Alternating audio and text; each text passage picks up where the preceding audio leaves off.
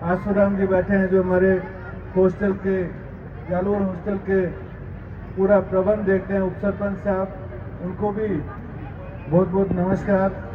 मेरे साथी भिक्कू जी जो रिटायर्ड डीवाईएसपी है और मेरा साथ निभाते हैं, उनको भी बहुत बहुत धन्यवाद। और अंत में हमारे झाला जी जिन्होंने पूरा बड़ा प्रोग्राम किया और हमेशा चाहे रात के 12 बजे भी देखोगे तो भी उनके बोलने की शक्ति उतनी जबरदस्त रहती है और हमेशा अच्छे विचार और अच्छी पद्धति वो रखते हैं। उनको भी बहुत बहुत धन्यवाद। दोस्तों, एजुकेशन का तो है ही, जैसे जो गर्ल्स एजुकेशन के लिए जो आज ये प्रोग्राम किया, लड़कियों के लिए बहुत कम प्रोग्राम होता है। मैं झाला जी, नारायण जी और उनकी टीम को धन्यवाद देना चाहता हूँ कि कम से कम एक संस्था ऐसी है जिन्होंने गर्ल्स के लिए, पूरा बालिकाओं के लिए जो प्रोग्राम किया है, उसके लिए बहुत बहुत धन्यवाद झाला जी और उनकी टीम को। जो भी मेरे साथी बैठे हैं उनको मैं ये बताना चाहता हूँ कि अभी समय बदल रहा है। जब संविधान लिखा गया था तो हम लोग जंगल में बैठे थे, इसलिए जब संविधान लिखा गया तो हमारे बारे में एक भी लाइन नहीं आई पशुपालकों के बारे में, और हमें जो अधिकार मिलने चाहिए थे, हमें जो हक मिलना चाहिए था, वो नहीं मिला। अभी जो लोकतंत्र की ये दूसरी लड़ाई है, जो समाज आवाज उठाएगा, जो समाज बोलेगा, जो समाज मांगेगा, उसको हक और अधिकार मिलेंगे, और जो चुपचाप बैठा रहेगा उसको हक और अधिकार नहीं मिलेंगे। इसलिए हम लोग उस यात्रा में हैं, सब लोग सब मिलके जगह जगह हमारे भाइयों के लिए आवाज उठा रहे हैं।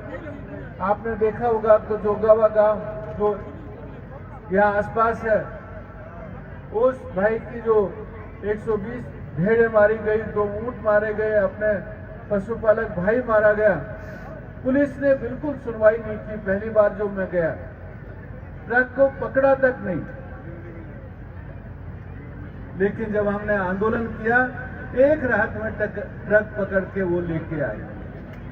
क्यों? क्योंकि समाज की शक्ति थी। क्यों? क्योंकि हम लोग सब वहां बैठे, धरना दिया, तब जाके सरकार झुकी।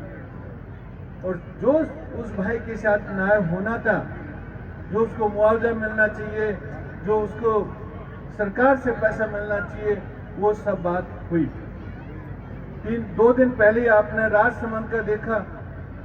जब तक हम लोग गए नहीं थे तब तक अधिकारियों को पता ही नहीं था कि भाई ये पशुपालक समाज रविशंकर रेवारी एक्सीडेंट हो गया, गिर गया, उसके परिवार की यह हालत है। जब हमने धरना दिया तो सब सरकारी अधिकारियों को फिर बुलाया, तब पता चला। अब धरना दिया तो आपने देखा सब कुछ, सरकार उसके साथ भी न्याय कर रही। तो मैं कहना चाहता हूं, जहां समाज जागरूक है, जहां समाज दबाव देगा, वहीं पे उस समाज को ही मिलेगा।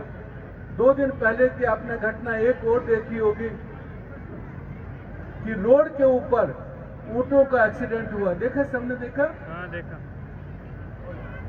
एक तो इतना भयंकर एक्सीडेंट था कि जो गर्म में ऊंट ने के बेचारा बच्चा है, वो भी उस एक्सीडेंट से, इतना खतरनाक एक्सीडेंट था, वो भी बाहर आ गया और वो भी मर गया। कितने सारे रायगांव के मेरे पास फोन आए और फोन पे वो रो रहे थे कि ऊंट हमारी माता के पार्वती माँ के बराबर है। और ये घटना देख के उनकी आंखों में आंसू, मतलब जैसे उनका परिवार का कोई सदस्य खत्म हो गया हो, इस तरह से वो रायका रो रहे थे। इस घटना पे क्या हमें चुप रहना चाहिए? नहीं। एक बिश्नोई समाज खेजड़ली के लिए कितना लड़ता है, लड़ता ही नहीं लड़ता? लड़ता है। क्या रायकाओं के लिए, ऊंट के लिए चुप बैठे रहना चाहिए? जो भी होता है होने दे, हमें चुप नहीं बैठना है। चुप बैठेंगे तो ऐसे एक्सीडेंट बार बार होंगे। चुप बैठेंगे तो हमारे जो हमारी जो एक तरह से विरासत का भाग है, हमारे परिवार का भाग है, वो हमेशा के लिए ऐसे दर्द से तड़पता रहेगा। इसलिए हमने सोचा कि भाई इन ऊँटों के लिए भी जहां पे इनका एक्सीडेंट हुआ वहां भी आंदोलन करेंगे ना भाई? यस। सब लोग चुपचाप बैठे, मैं सोचा करेंगे कि नहीं करेंगे कि नहीं करेंगे? करेंगे। आएंगे ना? यस। अरे वाह, वेरी गुड। और लास्ट में झाला जी ने बता ही दिया कि यदि हमें अपने अभी जितने भी यहाँ पे आए हैं, कुछ तो खाने में लग गए, कोई बात नहीं, उन तक मैसेज पहुंच जाएगा, वीडियो देख लेंगे बाद में। जितने भी लोग यहाँ पे बैठे हैं और पूरे राजस्थान में यह हालत है, 80% घुमंतु समाज गोचर में है कि नहीं है? यस। ढाणियों के पट्टे हैं कि नहीं है? नहीं है। तो जिस घर में आप बैठे हैं वो आपका घर नहीं है कानूनी रूप से। सरकार कभी भी उस घर को गिरा सकती है। तो आपको घर चाहिए कि नहीं चाहिए? चाहिए ना? हाथ उठ के, अब थोड़े लोग रह गए, हाथ ही खड़ा करना पड़ेगा। घर चाहिए कि नहीं चाहिए? यस। घर चाहिए तो जयपुर आना पड़ेगा। 1 तारीख को, 1 जुलाई को हम लोग जो आंदोलन कर रहे हैं, वो आंदोलन अपने भविष्य का आंदोलन है। वो आंदोलन आपको घर दिला सकता है, वो आंदोलन आपको आरक्षण दिलाएगा।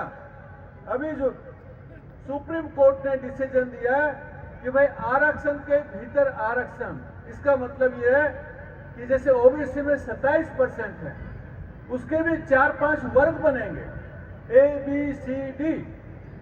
यदि हम लोग जागरूक नहीं रहे, हम लोग जयपुर नहीं गए, तो हमें किसी भी वर्ग में जोड़ दिया जाएगा, उससे फिर हमें कोई बेनिफिट मिलने वाला नहीं। इसलिए हम चाहते हैं कि DNT का एक वर्ग बने, घुमंतु अर्ध घुमंतु जातियों का एक वर्ग बने, ताकि हमारे समाज को और हमारे जैसे सब समाजों को बेनिफिट हो। होना चाहिए कि नहीं होना चाहिए? यस। चलो मैं इतने हाथ उठा देंगे तो भी काफी है। Yes. होना चाहिए कि नहीं होना चाहिए? फिर पीछे से उठा रहे हैं। खुद हमारे खेमराज जी भी उस आयोग से मिल चुके हैं, मैं भी मिल चुका हूँ रेण के आयोग से। आयोग ने भी रिकमेंड किया है कि भाई 10% इनका आरक्षण होना चाहिए। 10% इनको पंचायतों में भागीदारी देना चाहिए। 100 सरपंच है तो 10 सरपंच अपने होने चाहिए। होने चाहिए नहीं होने चाहिए? हमारे उप सरपंच साहब बैठे हुए, उप प्रधान साहब आंसू जी, होने चाहिए नहीं होने चाहिए? होने चाहिए। हाँ, सरपंच साहब है, खेमराज जी तो बैठे ही है, लेकिन बाकी ये तो अपने दोनों अपनी योग्यता से बने। लेकिन 100 में से 10 सरपंच अपने होने चाहिए कि नहीं होने चाहिए? होने चाहिए। होने चाहिए तो क्या करना पड़ेगा? लड़ना पड़ेगा। जयपुर आना पड़ेगा। यदि आपको 10% आरक्षण चाहिए, यदि आपको 100 में से 10 सरपंच चाहिए, यदि आपको पट्टा चाहिए, यदि आपको अलग से स्कूल चाहिए, तो 1 जुलाई को जयपुर में जबरदस्त हम लोग आंदोलन कर रहे हैं। और उस आंदोलन में जितनी आपकी भागीदारी होगी उतना ही आपको बेनिफिट होगा।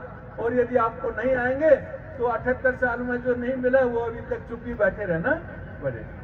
तो सब लोग आएंगे? यस। पीछे वाले भी हाथ उठाओ भाई, तब तक आपको खाना खाने नहीं देंगे, हाथ नहीं उठाओ। हाँ भाई, सब लोग आएंगे? यस। जयपुर आएंगे? 1 जुलाई 2025 को कहाँ पे आना है? जयपुर। 1 जुलाई 2025 को कहाँ पे आना है? जयपुर। 1 जुलाई 2025 को जोर से बोल दो। खाना आपने खाया नहीं है, हमने भी नहीं खाया है। बहुत बहुत धन्यवाद। आप जयपुर पधारिए। पूरे राजस्थान के जितने भी घुमंतु समाज हैं, जिसमें हमारा समाज सबसे बड़ा है, इसलिए हमें उनका नेतृत्व करना पड़ेगा। और आप जयपुर आएंगे, बहुत कुछ आपको उससे मिलेगा। सरकार झुकेगी और अपने अधिकार देगी। बहुत बहुत धन्यवाद।